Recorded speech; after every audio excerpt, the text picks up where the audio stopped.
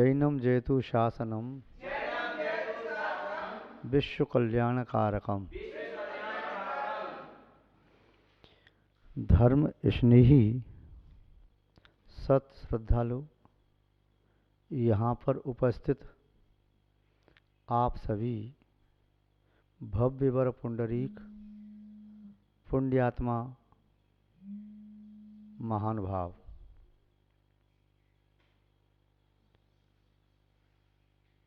धर्म की व्याख्या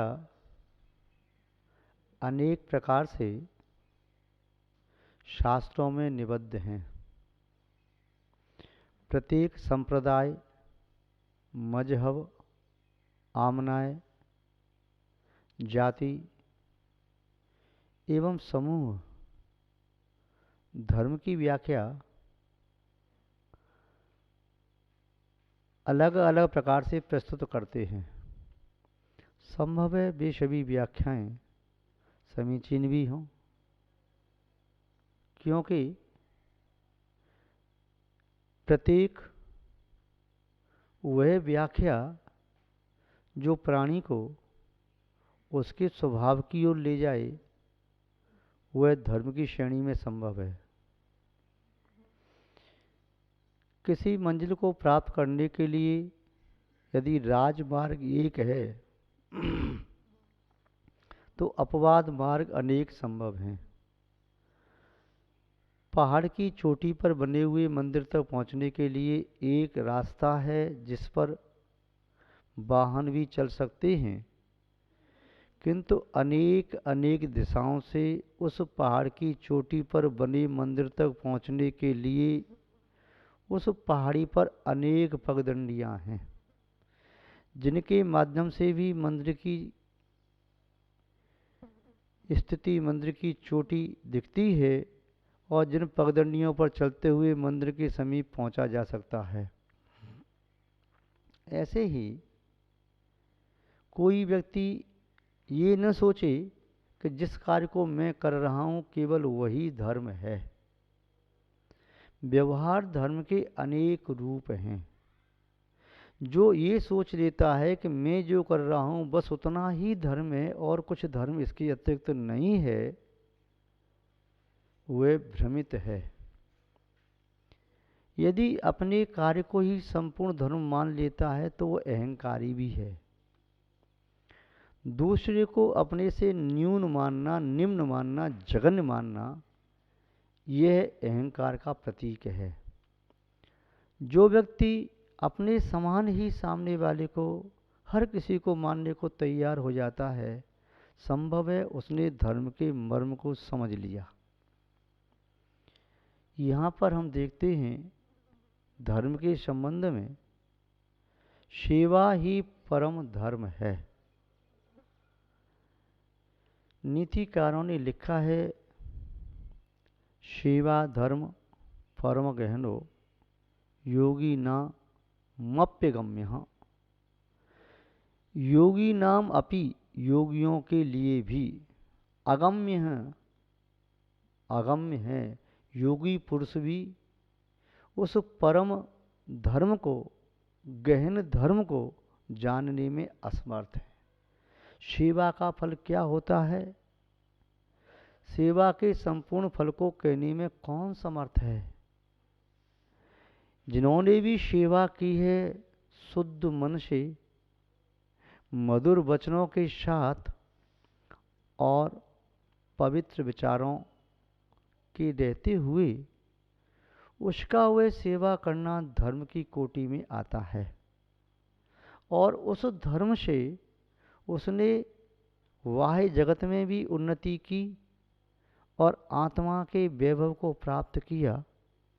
जो उसे शांति का अनुभव हुआ, सुख की अनुभूति हुई, संभव है वह सुख और शांति करोड़ों अरबों की संपत्ति प्राप्त करने वाले किसी पूंजीपति, उद्योगपति, राजा को भी न हो। तो यहाँ पर सेवा को परम धर्म कहा, सेवा को सामान्य धर्म नहीं कहा।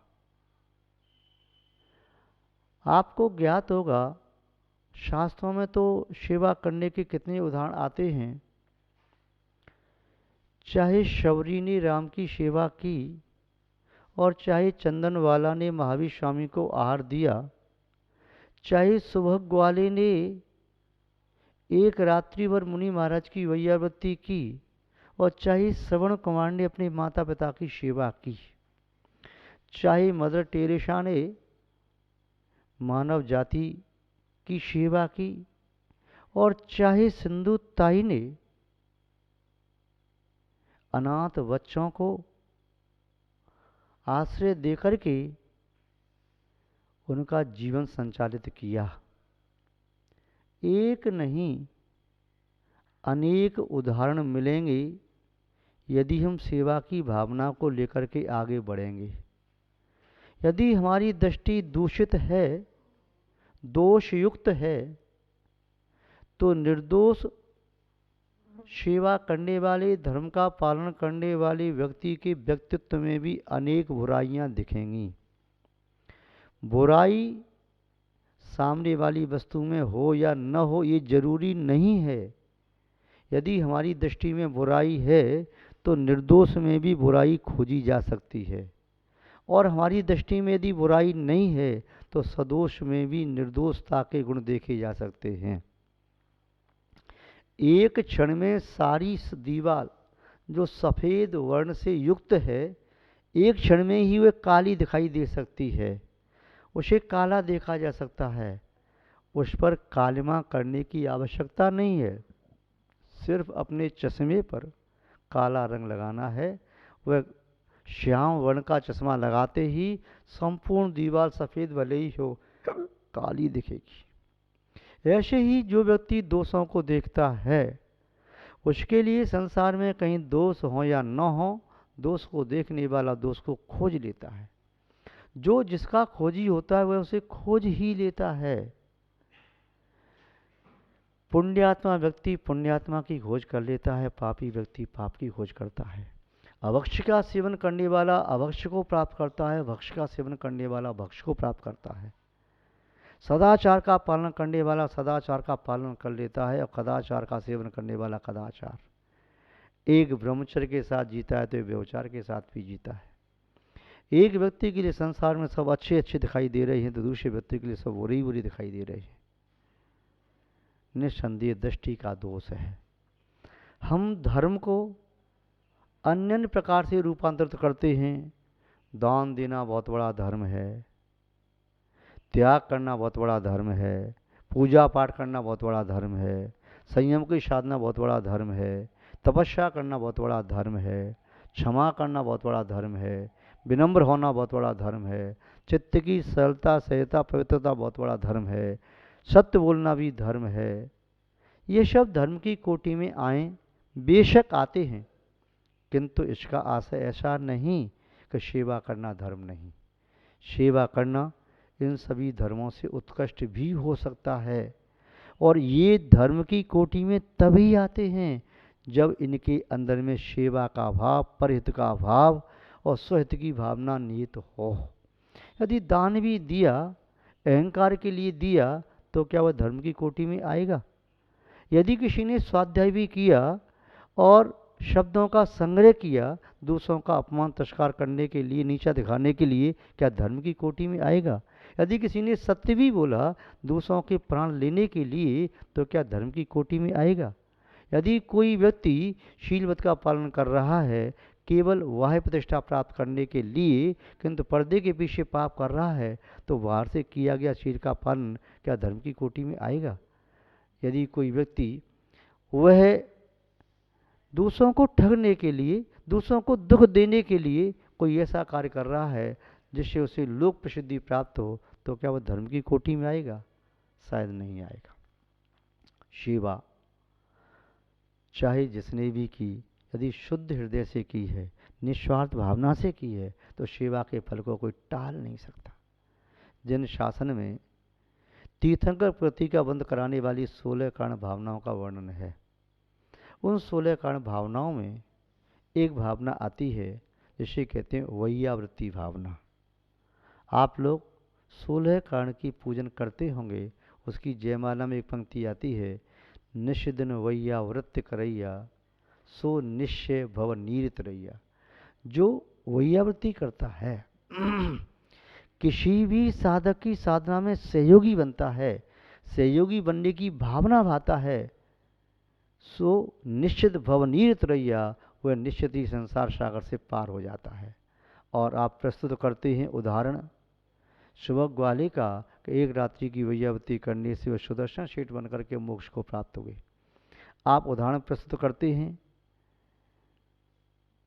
उन महापुरुषों के संबंध में जिन्होंने पूर्व में वैयावृत्ति सेवा की, नंदी सेन, जिन्होंने पूर्व में वैयावृत्ति की, वसुदेव कामदेव बने। पूर्व में बाहुबली ने सेवा की, वह कामदेव बने। पूर्व में हनुमान जी ने सेवा की, पूर्व में जीवेंद्र कुमार ने सेवा की, पूर्व में नाग कुमार ने सेवा की, पूर्व में शीर्षण राजा ने सेवा की। कितने सारे उदाहरण आपके सामने हैं। इसके फलस्वरूप उन्हें उत्तम शरीर मिला, उन्हें वज्र वृषभ नारायण सेनन मिला और उन्हें ऐसी बुद्धि मिली जिसके माध्यम से भी आत्मा और अनात्मा के स्वरूप को जानने में समर्थ हुए। सेवा करते हैं, किंतु सेवा का यदि प्रतिफल पाने की भावना से सेवा करते हैं तो संभव है सेवा करना अधूरा है। आपको ज्ञात होगा पाणा साह मानकचंद महाराष्ट्र के, जो विद्यार्थियों को अपने घर बुलाते, निमंत्रण करके भोजन कराते गुरुकुल के छात्रों को और एक एक चांदी का सिक्का देते, ये भविष्य में धर्म के उत्थान करने वाले होंगे, उद्धारक होंगे। ये स्तंभ हैं समाज के। वह चाहे वह बालक गुरुकुल में पढ़ने वाला अनाथ है या सनाथ, इसकी कोई परवाह नहीं, उनमें भविष्य दिखाई दे रहा, सेवा कर रहे। कितने राजा ऐसे हुए जो रात्रि में भेष बदल करके अपने नगर में किसी गरीब के यहाँ पर स्वयं अनाज रख करके आ रहे। ऐसे कितने श्रेष्ठी हुए, अमरचंद दीवान जैसे, जो रात्रि में भेष बदल करके दूसरों के घर चुपचाप अनाज की पोटली रखे आए, इसके घर में आज अनाज नहीं है, भूखा है। कितने लोगों ने भेष बदल करके सेवा की, वह सेवा उन्हें बहुत ऊंचाई तक ले गई। सिंधु ताई, जिन्होंने अपने जीवन में विषम परिस्थितियों का सामना किया, 20 वर्ष की उम्र में जब उसके पति ने छोड़ दिया, 9 वर्ष की उम्र में शादी हुई, जब वह गर्भवती थी और उन्हें किसी को दोष लगा करके बाहर निकाल दिया, गायों की तवेली में उन्होंने प्रसूति की। कोई उनके पास नहीं, गायों ने घेर लिया, एक गाय रक्षा करने में खड़ी हो गई जैसे माँ बन के सेवा कर रही हो। प्रसूति के बाद गर्भ शिशु का नाल काटने के लिए कोई वहाँ पर वस्तु नहीं थी। उन्होंने स्वयं कहा एक बार कि मैंने पत्थर से लेकर के उसको नाल को तोड़ा, एक बार से वह नाल नहीं कटा, 16 बार पत्थर की चोट मारी तो वो नाल कटा। उन परिस्थिति में रहने वाली ये सिंधु ताई, जिन्होंने भीख मांग करके अपना पेट भरा, जिन्होंने शमशान में जलती चिताओं पर अपने पेट को भरने के लिए रोटी पकाई और उन्होंने भोजन दूसरों को कराया, अनाथ बच्चों को कराया, जो आज आश्रम के माध्यम से लगभग 1400-1500 बच्चों का पालन कर रही। सेवा करने वाली वह महिला जो अनाथ थी, आज देश में सम्मान को प्राप्त है। 5 राष्ट्रपतियों ने उन्हें सम्मानित किया, मदर टेरेसा को भी सम्मानित किया।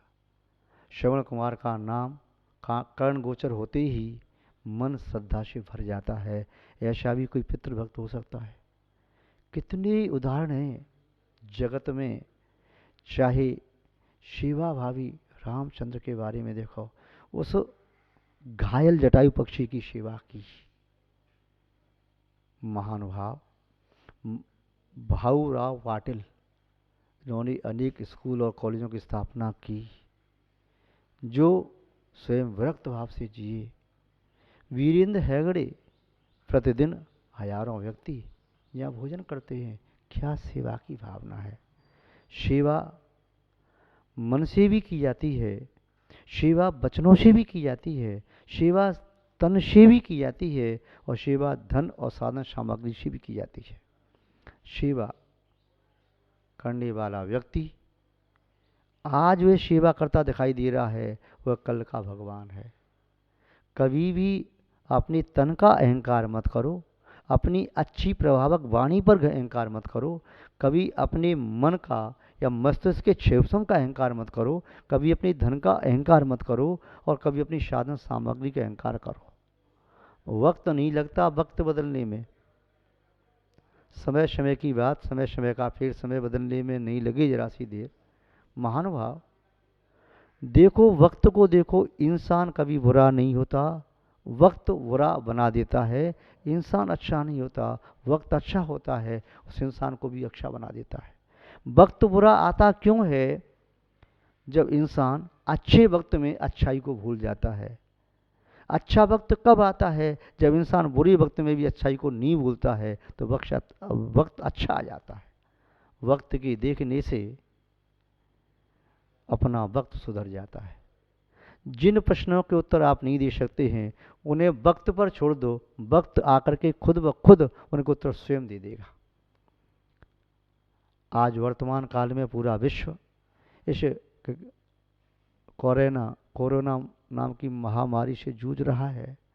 आज भी कितने लोग मानवता की सेवा में संलग्न हैं, कितने लोग भोजन दे रहे हैं, कितने लोग मास्क दे रहे हैं, कितने लोग सैनिटाइजर दे रहे हैं, कितने लोग औषधि दे रहे हैं, कितने लोग लगे हैं संलग्न अपनी सेवा में। कोई मन से भावना भा रहा है, कोई वचनों से प्रेरणा दे रहा है, कोई अपना धन व्यय कर रहा है, मेरी ओर से दो, मेरी ओर से ये दो, मेरी ओर से ये दो।